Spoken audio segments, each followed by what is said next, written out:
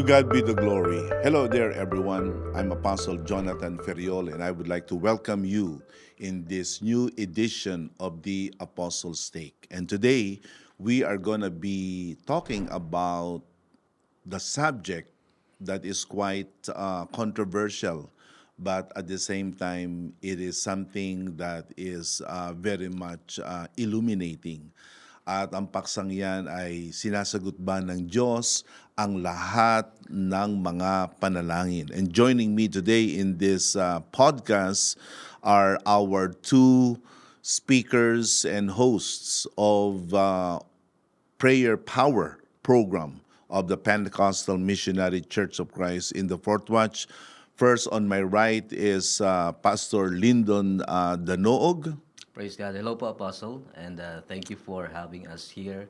It is truly our joy and honor to be your guest in this program, and we hope and pray that our time together will be meaningful and would mean blessing to all. And the other one is Pastor Raymond Thomas. Praise the Lord. Thank you so much po, Apostle, for having us to this taping of Apostles' Take. And kagalakan po namin na kayo po ay amin pong makasama sa episode na ito. The pleasure is mine. So, our subject today is about prayer. And as we all know, that prayer is one of the first human activity Yes. ever recorded in the Bible. Since the early beginning of human civilization,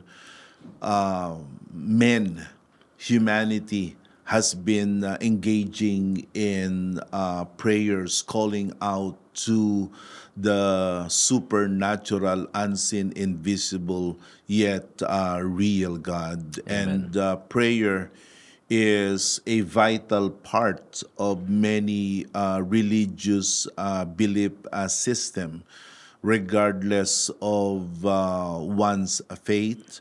Mapapansin mo na ang panalangin ay bahagi ng relihiyon.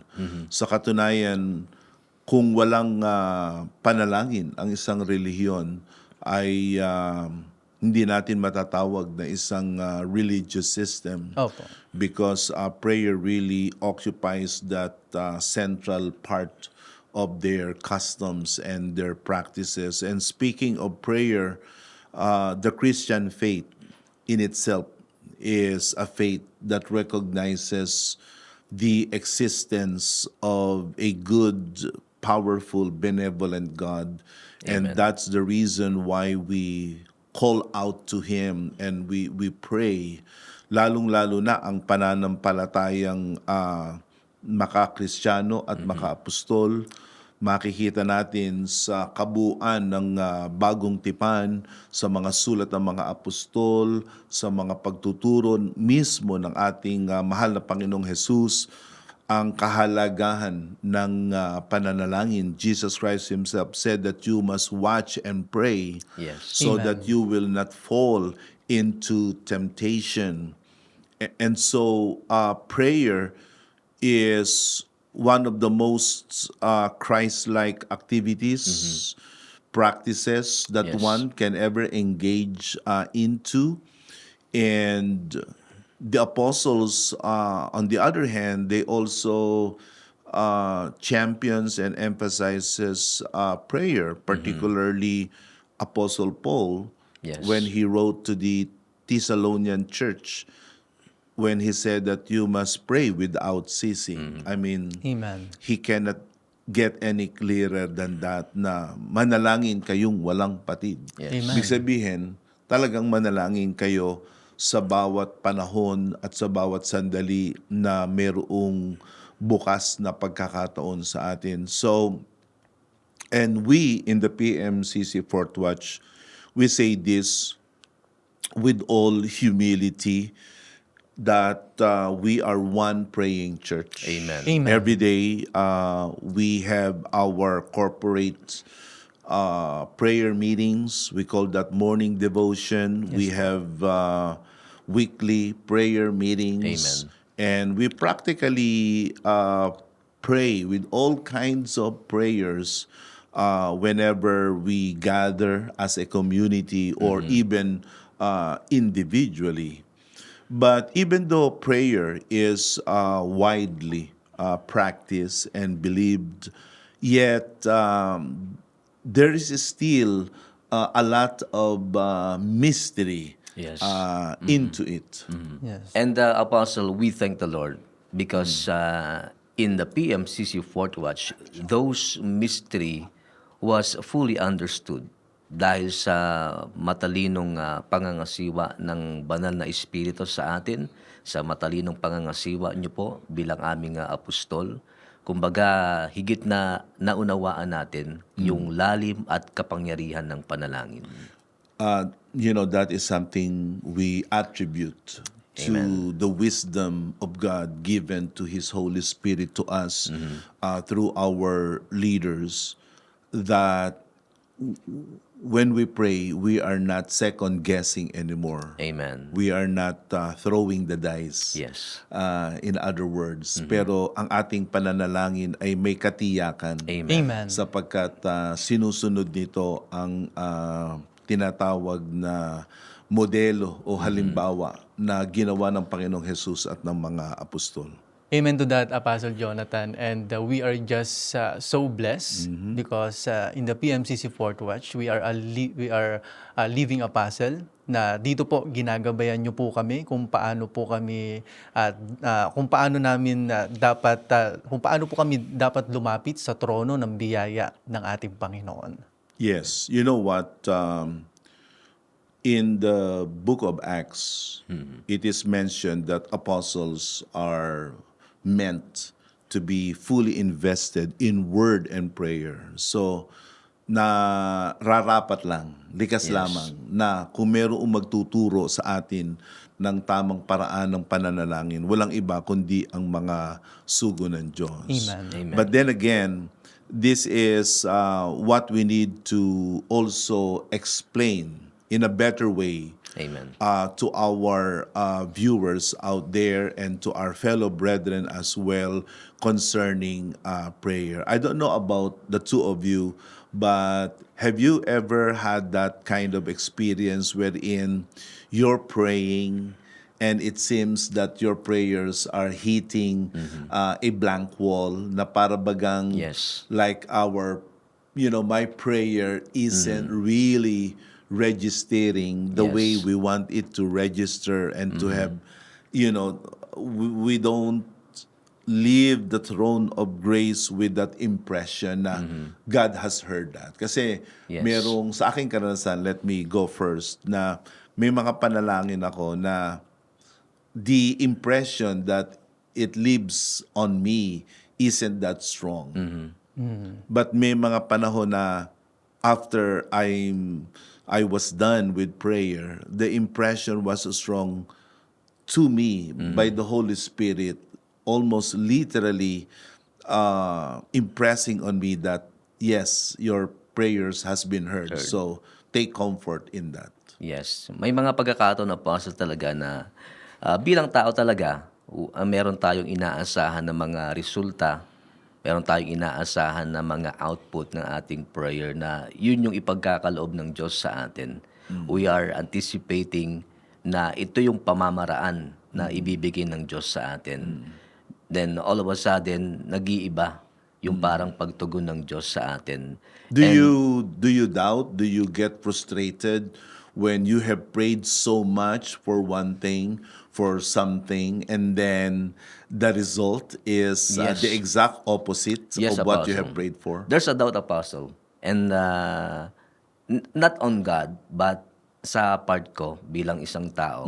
Kumbaga, there's a doubt na parang may kulang sa akin o parang mayroong isang bagay na hindi ako nagawa o hindi sumampa sa pamantayan ng Diyos.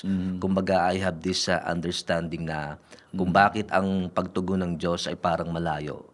Because on my part, marami akong pagkukulang. Yes po. And personally po, Apostle, karanasan ko din po yon.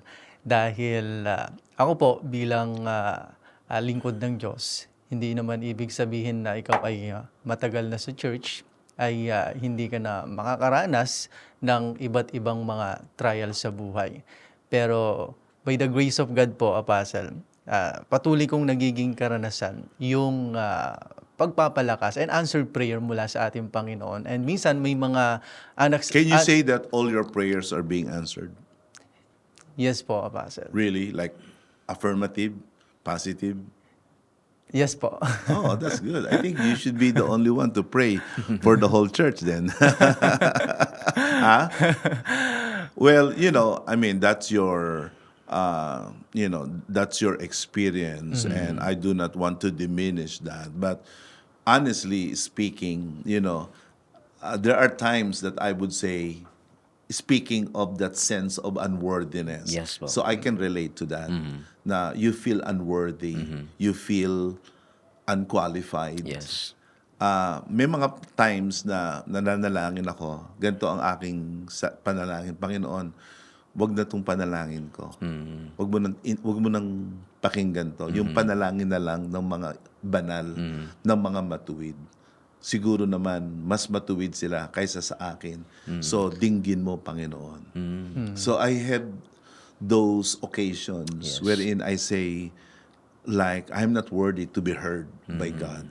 Even though I knew in my heart na ang aking ipinapanalangin ay ayon sa kalooban ng Panginoon. Pero sometimes, we have those moments that gnawing sense of unworthiness is very strong. So, yun ang sinasabi ko, Panginoon, huwag niyo yung panalangin ko. Yung panalangin na lang ni Pastor. Yes. Panalangin ni Sister. Actually, Apostle, that's the first time I heard about that. Yung ganyang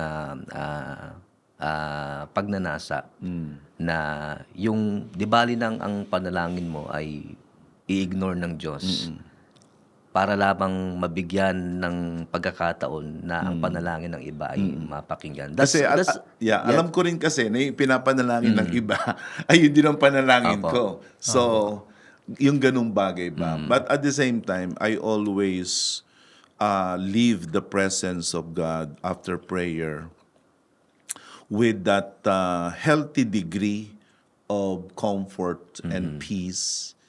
And it's amazing what the grace of God does to you. Amen. As unqualified as we are and as unworthy as we are. So, ito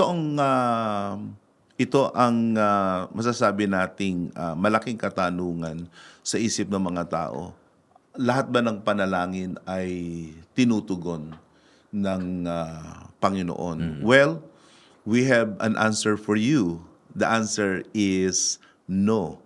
Hindi lahat ng panalangin na idinadasal ng tao, mananampalataya man o hindi, ay tinutugon ng ating Panginoon. Una, ang panalangin na iniaalay at inihahandog o idinadasal sa mga Diyos-Diyosan, prayers that are basically offered to idols. And let us not be shocked when we hear that word idols or the acts of worshiping and devoting oneself to an idol, which is idolatry, because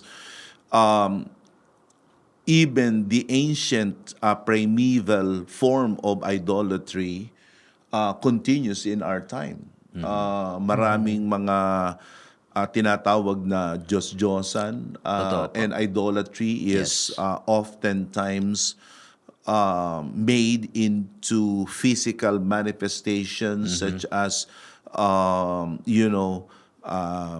statues, graven images, icons, and even in the scriptures, there is what you call as modern idolatry, such as adultery, such as covetousness. Let's read that verse. Colossians 3:5, put to death, therefore, whatever belongs to your earthly nature, sexual immorality, impurity, lusts, evil desires, and greed, which is idolatry. Yes. So this is another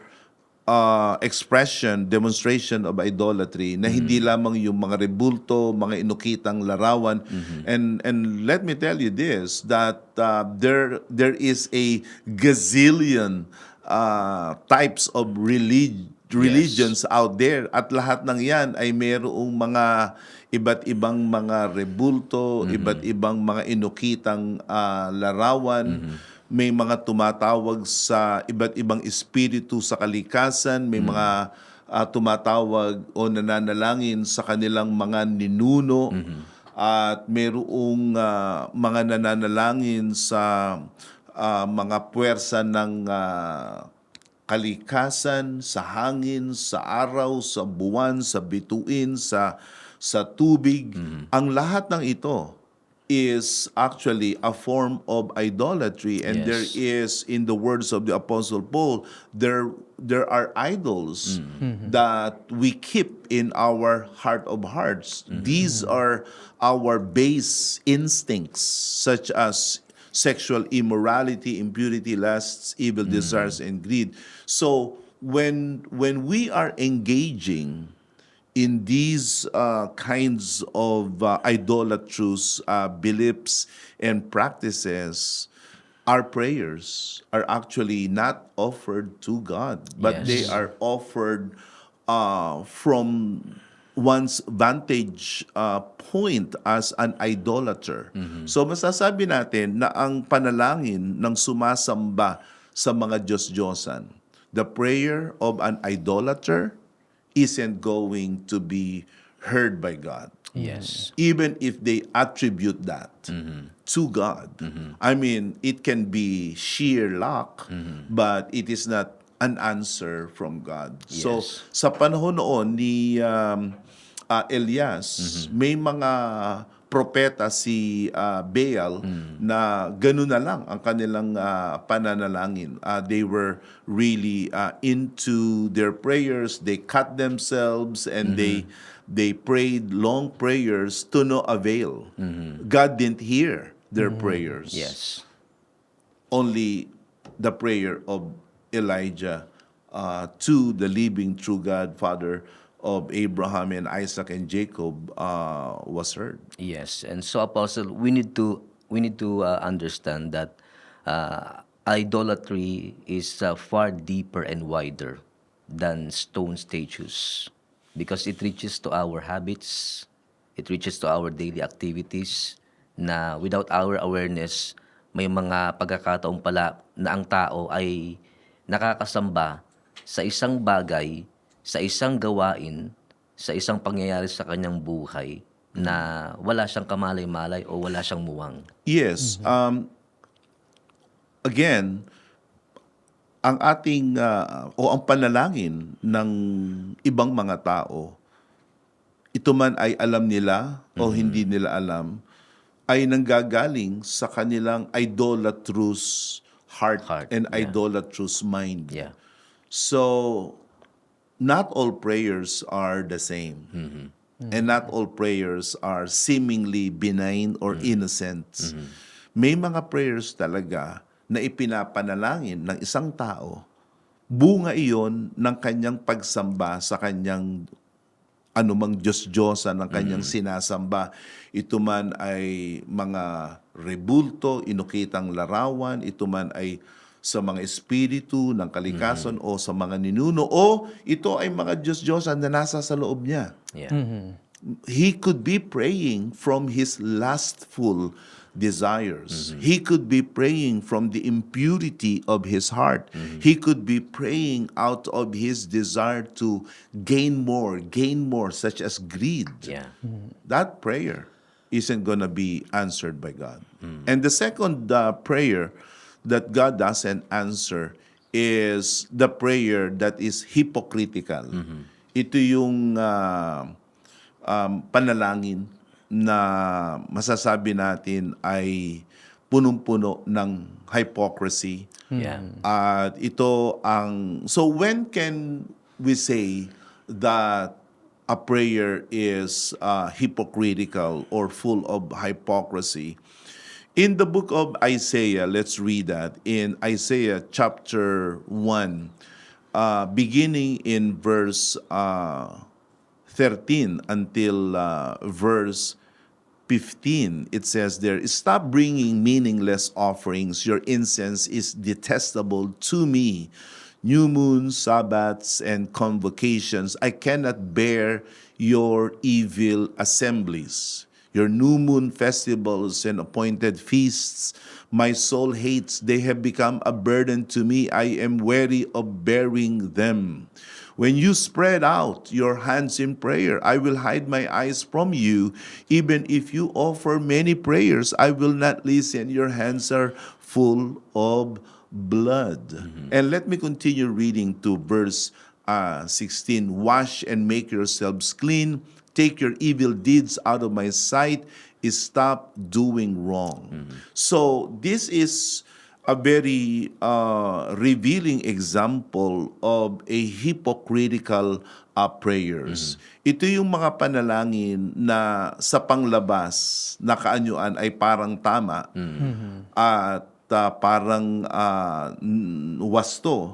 Pero sa ilalim nito, ito ay nanggagaling sa puso na makasalanan, puso na wala talagang damdamin sa ating Panginoon, at sa isang pamumuhay na masasabi natin ay taliwas sa kalooban ng Panginoon at tuwirang lumalabag sa kanyang kalooban. Yan ang karanasan ng mga Hebreo noon sa panahon ni Isaias, na ang buhay talaga nila ay masama. Sila'y naging mga mananamba ng mga ibang mga Diyos sa panahon nila. Sila'y nagpakaliko sa kanilang mga daan. Pero sa isang banda, sila rin ay patuloy na nananalangin sa Diyos ni Abraham, Isaac at ni Jacob. Hindi nila pinababayaan yung kanilang mga kapistahan. Hindi nila pinababayaan yung kanilang mga kapulungan at mga pananalangin. Pero sa isang banda, nakikita rin ng Diyos na sila'y nasa kalikuan na at sila'y nasa kasalanan na. At ang sabi ng Diyos, no, I don't want to have this kind of prayers offered to my presence. It is an insult. It is an affront to my holiness, and I don't want these kind of prayers to be offered to me. Hindi ko sasagutin ito. Kaya kahit po pala pinangangalagaan mo yung nasasakupan mo, Apostle, pero kapag mapagpaimbabaw pala o pakitang tao lang yung panalangin mo, hindi pala talaga diringgin ng Diyos. I think that's the right word, yung kapaimbabawan. Because that's what basically hypocrisy is. Yes. So the third kind of prayer that is not being heard or God will not hear is the frivolous prayers. The frivolous prayers. Ito yung mga panalangin na masasabi natin ay walang kapararakan, walang kabuluhan. Ito yung mga panalangin na walang direksyon. Yes. Opo. Mga pananalita na wala sa puso. Mga panalangin na binabanggit na, Yes. na hindi ayon sa kalooban ng Yes. Panginoon. It says here in Matthew chapter 6 verse 7, "And when you pray, do not keep on babbling like pagans, for they think they will be heard because of their many words." Kaya dito po natin makikita, Apostle, na hindi sa maraming kasasalita, hindi sa mabulaklak na pananalita, ang ating panalangin ay magiging makabuluhan sa harapan ng Diyos. Because in our prayer, God is looking at our heart. Kung ano yung laman ng ating puso, the proper posture of our heart. Kumbaga, yan ang tinitignan ng Diyos sa atin. The context of that statement of Jesus was the incoherent gibberish and nonsensical prayers of the religious pagans of that time. Iba talaga ang mga pagano noon, na ang kanilang mga panalangin ay hindi mo mapagdugtong yung pasimula at dulo at gitna. So even in the standard of even in the human standard, those prayers are Unacceptable. yes, nonsensical, like incoherent and gibberish. And they are coming from a wrong place. Ang kanilang paniwala na habang mahaba ang iyong panalangin, ay tutugunin ng ating Panginoon. Now, we have nothing against protracted prayer. Yung panalangin na mahaba. Pero iba naman yung panalangin na basta pinapahaba lang sa kaisipan na didinggin siya ng Panginoon. Hindi pahabaan yan. Hindi rin paiksian yan.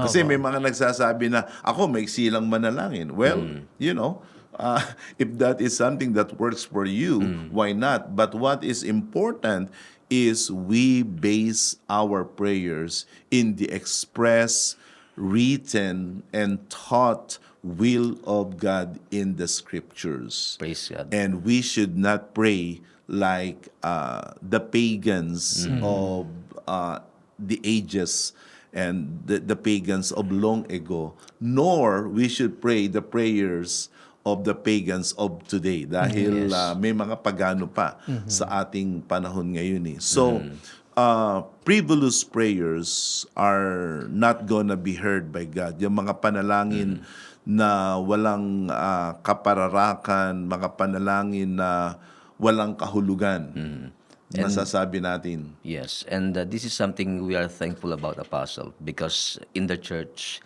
kumbaga, naituro sa atin yung tamang pananalangin. Before, we are also praying before, but there's no sense of direction. Maging yung ating tinatawagan, hindi natin nakikilala. Yung ating nilalapitan. But in the PMCC Fourth Watch, through the leadership of our apostle, our living apostle right now, kumbaga, yung pananalangin na tama at wasto ay ating nagagawa. I mean, we are connected to the one true God through our prayers. Kumbaga, yung ating mga pananalangin may laman, may sensibilidad, may pag-ibig, may gabay ng banal na Espiritu. And I would like to also address this new phenomenon today of people, despite their lives being in direct contradiction to the will of God, they're not really living their lives according to God's perfect will, yet they attribute their favorable circumstances to God. Sinasabi nila na, blessing ito ni Lord, Yes. blessing ito ni God. That's how they express themselves. And it's becoming rampant these days. I heard one time, in the United States, those actors who are receiving awards, they always say, while carrying and lifting up their trophies, they say, "Oh, thank God, thank you, Jesus." Yes. Someone said, "Hey, don't attribute that to God, because it doesn't mean that God is the one who answered your prayers." Sabi nga, sarcastically, hindi ka nga nagsisimbi. Hindi ka nga pumupunta sa church, tapos thank you, Jesus.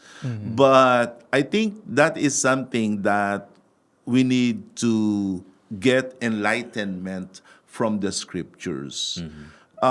First of all, the Bible recognizes in the book of James in chapter 1, in verse 17, if I'm not mistaken, that every good and perfect gift is from above. Yes. And God is the one blessing, particularly people who have that true and biblical faith in Him.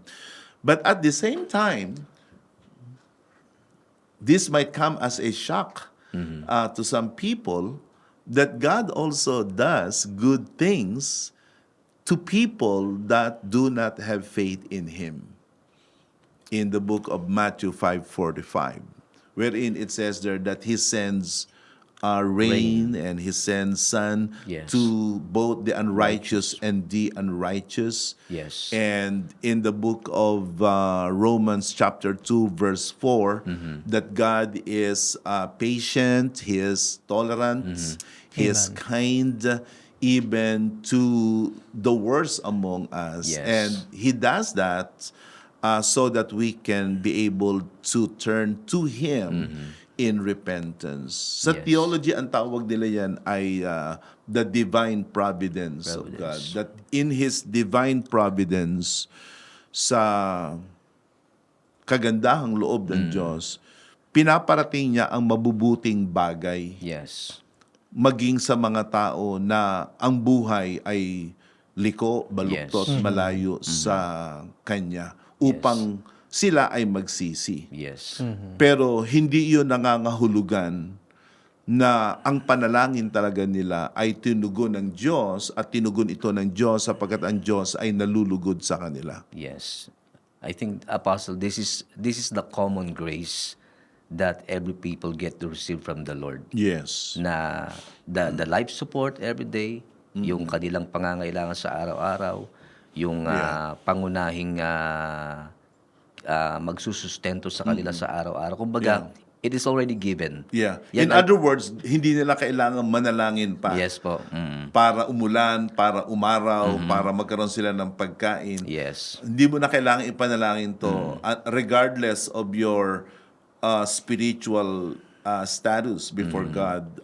Ang Diyos gagawa ng mabuti sa iyo. Pero hindi dahilan sa nalulugod siya sa iyo, hindi dahil sa ginagantimpala ang Kanya, Yes. kundi gusto niya na ikaw ay magsisi at manumbalik sa Kanya. Yes. Kumbaga, Apostle, dito natin na nakikita na yung malawak na saklaw ng biyaya ng Diyos. Yes, yung tinatawag na divine providence. Yes, the divine providence of the Lord. Kumbaga, lahat yan ay beneficiary. Lahat ng tao. Lahat ay- ng tao, regardless of their spiritual condition. Yes, kahit sila ay malayo sa Diyos, kahit sila ay gumagawa ng kalikuan. Yes. Kumbaga, it was already given, ang biyaya ng Diyos ay para sa lahat ng Yeah. tao. Pero, iba pa rin yung provision na ibinibigay ng Diyos Yes. sa kanyang mga banal. Yung iba pa yung sagot ng Diyos Yes. sa mga panalangin at pamamagitan ng mga banal. Yon ay sagot sapagkat ang Diyos ay nalulugod sa ating mga banal. At Amen. makikita natin yan sa 1 Peter 3:12, wherein here it is explicitly stated, this, the eyes of the Lord are on the righteous. Amen. That's what happens when we pray. Yes. That's what occurs in heaven. God shifts His attention to us. The eyes of the Lord are on the righteous. His ears are attentive to their prayer, but the face of the Lord is against those who do evil. So, when it comes to prayer, there are prayers that God is against. You know what I mean? Like God is not in favor of that prayer, Yes. of the sinner. But the prayer of the saint, the forgiven, is something that God hears and His attention is inclined to us. Pero it Yes. begs now the question, anong panalangin kung ang makasalanan ay hindi dinirinig? Papaano yung panalangin ng isang makasalanan na masasabi natin ay may buong kadalisayan? I'm thinking about, for instance, the prayers of the sinners, like the prayer of the thief Yeah. at the cross, Yes. wherein he literally begged our Savior to remember him. Yes. And what about the prayer of this tax collector Yeah. who was even beating his chests? At ang sinasabi niya, have mercy upon me, a Yes. sinner. And sabi ng Panginoon, the prayer of that tax collector was heard. He was justified Yes. over the prayer of the hypocritical Pharisee. Yeah. We can say this, and I believe that this is, in the light of the scriptures, that this is one exception to the rule, one caveat, na totoo, ang makasalanan, ang kanyang panalangin ay hindi tinutugon ng Diyos. Yan ang maliwanag na sinasabi kanina sa 1 Peter 3:12. Yeah. Subalit, kung ang isang makasalanan ay dumating doon sa punto na siya ay mayroong tunay at masasabi nating genuine, authentic, pure desire to be saved, God is gracious, God is kind. Amen. Amen. He will answer that cry for help of that sinner. Yes. Amen po. Kaya diyan po natin makikita, Apostle, na ang Diyos ay hindi nagtatangi ng tao. So, hindi ibig sabihin na ikaw ay isang makasalanan ay hindi nadiringgin ng Diyos yung panalangin mo. Basta totoo yung nasa puso mo and lumalakad ka sa kalooban ng ating Panginoon, possible po na dinggin ng Diyos ang Yes, iyong I see that panalangin. in many of our crusades. Yes.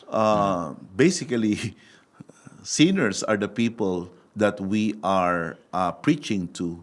And when they respond to the gospel, and they do in droves, we see their lives being changed. And we see a demonstration of God's saving, healing, delivering power overtaking them. So, yeah, yung panalangin ng mga makasalanan na sila'y iligtas sa kanilang mga kasalanan, yun ay dinirinig ng ating Panginoon as it is exemplified in the Scriptures. Yes. And especially, Apostle, this is a prayer asking for forgiveness, asking for mercy, asking Salvation. for salvation. Kaya ang Diyos ay totoong nalulugod because this is the time that people would turn to God.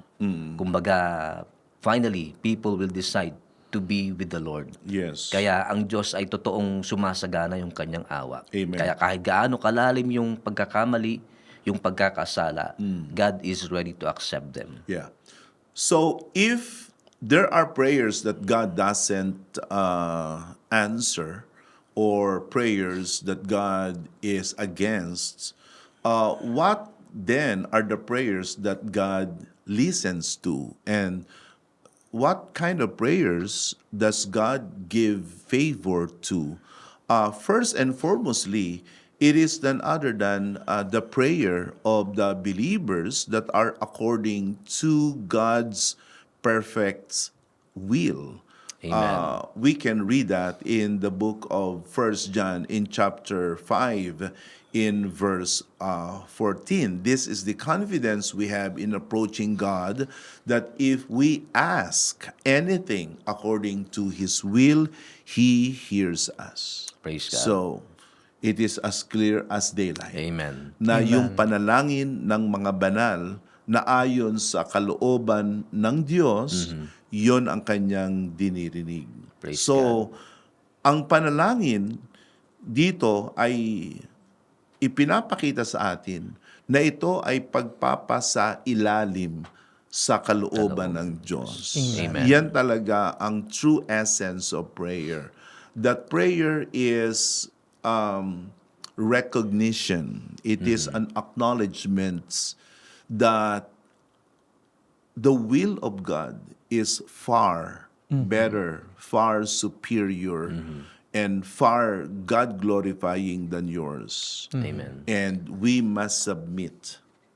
We must put our prayers under the perfect will of God. Amen po. Kaya maliwanag po ang sinasabi po sa verse na yan na huwag tayong mananalangin ng ayon sa ating kalooban o huwag tayong hihiling sa Diyos ng ayon sa ating sariling kagustuhan, kundi humingi tayo sa Diyos ng naaayon sa Kanyang kalooban at sa Kanyang kapangyarihan. Yes, and therefore, we can say that prayer isn't forcing the hand of God. It is not badgering, God. It's not coercing God na, Panginoon, tuparin mo itong panalangin ko sapagkat ito ang gusto ko. But the true essence of prayer is, God, I recognize Amen. in deep humility that your will is far perfect than mine, that your will is far purer than mine, that it is sovereign. Amen. Kaya minsan may lumapit na alagad sa Panginoong Jesus at ang kanyang kahilingan ay napakaganda. Ang sabi niya, Panginoon, turuan mo kaming manalangin. Ang sabi ng Panginoon, manalangin kayo ng ganito. Our Father who art in heaven, hallowed be thy name. Thy kingdom come, your kingdom come, your will be done on earth as it is in heaven. Central to the prayer that Jesus taught that particular disciple was the supremacy of the will of God. Amen. So, yun ang ating dapat laging kilalanin. Opo. Na ang kalooban ng Diyos ay higit na maganda kaysa sa atin. In the book of Romans chapter 12, it says that His good, His pleasing, and His perfect will. Amen. Praise the Lord. Kaya maliwanag po, Apostle, na ang mga dinirinig ng Diyos na panalangin ay ang mga matuwid at tumutupad sa kalooban ng Diyos. Yes, because that's what the Bible says, that the prayer of a righteous man is effective and powerful. And our righteousness comes from the justification that Jesus Christ had given to us when we put our faith in Him. Yes. Amen. And Apostle, can you classify God's answers? Yes, I could say that when God answers, He answers in varied ways. And generally, there are three ways He answers our supplications and our intercessions. There is the yes answer. Ito yung ang Diyos ay sumasagot, tumutugon ng may pabor na direkta sa ating mga kahilingan at mga pangangailangan. And I, for one, is a recipient and a witness of those times that He answered my supplications and intercessions in a favorable way. Kumbaga, oo talaga ang kanyang isinagot sa aking panalangin. And I would assume that this is something that you have also experienced, especially you. Praise God. Nang sabi mo ay laging ang panalangin mo ay tinutugon ng Panginoon. Praise the name of the Lord. But the second classification of God's answers can be not necessarily favorable at the very least or initially to our standard. At yon ang panahon na ang Diyos ay sumasagot ng hindi. Sa atin kasi no is no, na parang yon ay unfavorable. Yeah. But I want us to understand, brothers and sisters in the Lord, that whatever answer God gives us, especially if it is a no answer, when you really look at from where the answer of God is coming from, and He always answers, He always responds from a place of compassion, from a place of grace, and from a place of sovereignty.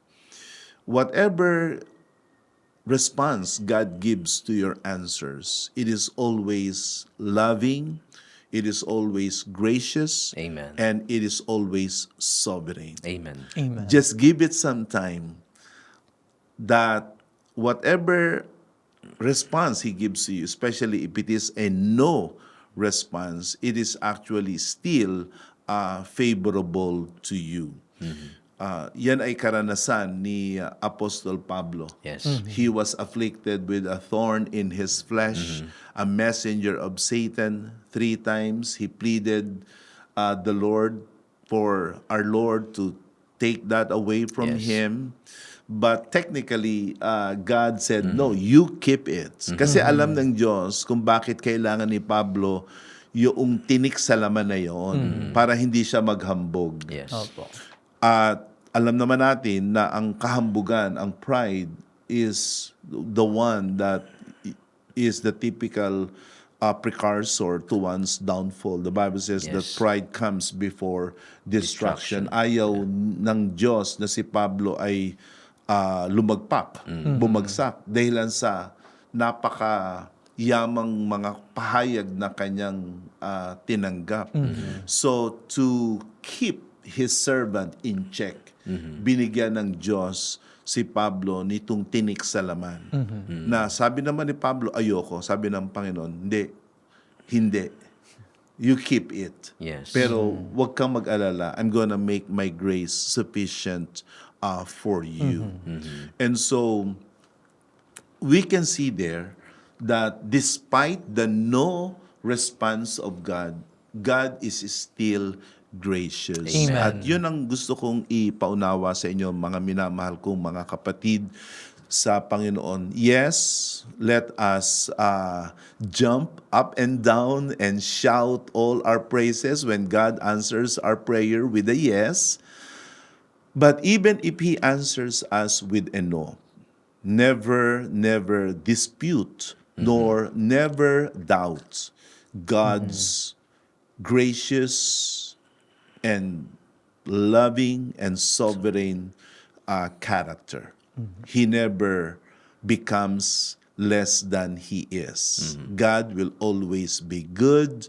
God will always be the source of every good and perfect gift. Amen. And then, the last but not the least of God's answers is wait.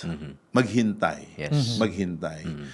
You see, when God moves, He always moves in perfection. Amen. The Bible says in Galatians 4, in the fullness of time, God sent His Son. In the book of Ecclesiastes, it says there that He makes things beautiful Amen. in His time. Amen. Sa ating limited perspective, akala natin na ang oras na ito o ang oras na gayon, ang panahon na ito, ay yun na ang dapat na ang Tugunin. Diyos ay tumugon sa ating panalangin. Yes. Pero yun nga, siya'y Diyos.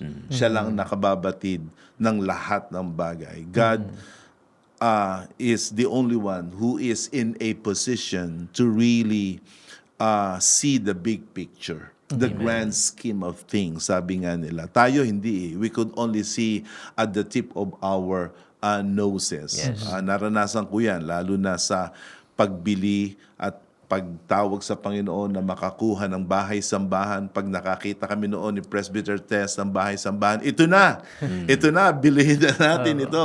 Sabi naman ni Apostol, no, you pray, you Yes. wait. At pinatunayan nga ng Diyos na ang payo ng sugong apostol ay mas nakabubuti. And so, ganun din sa ating buhay. Ang Diyos tumutugon at ang kanyang tugon minsan ay maghintay upang ang kanyang kalooban ay higit na maganap sa atin. There's a good example of that in the book of Revelation chapter 6 verse 10 to 11. They called out in a loud voice, "How long, sovereign Lord, holy and true, until you judge the inhabitants of the earth and avenge our blood?" Then each of them was given a white robe, and they were told to wait a little longer until the number of their fellow servants and brothers who were to be killed as they had been was completed. So here, the saints were literally demanding God, avenge us, ipagtanggol mo kami. Yes. Sapagkat kami naapi, kami nakawawa, ipagtanggol mo kami. Ngayon na, now na.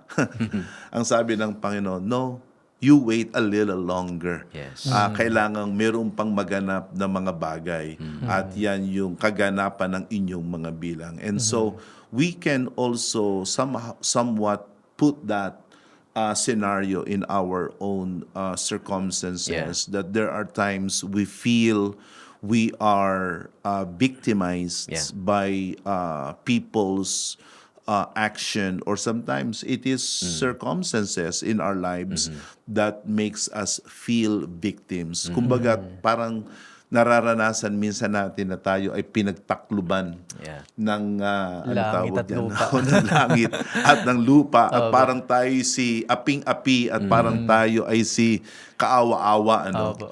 At sa mga panahon na yon, our thirst for justice is very strong. Like, ngayon na, kidlatan mo na sila, lamunin na sila ng lupa. Pero ang sabi ng Panginoon, no, you wait. Sometimes God answers in that way because God wants everything perfect. And when everything is done in the most perfect fashion, then things will become more beautiful in your sight and in your life. So this has been a very wonderful podcast, Yes. and thank you Amen. for Thank joining you po. us today You're in welcome po, this Apostle. Thank you po. edition. Thank you rin Sana magkaroon ulit tayo ng pagkakataon na makasama ko kayo. And thank you for joining us today in this special edition of the Apostle Stake. Again, this is Apostle Jonathan Ferriol saying thank you so much, and the Lord bless you all.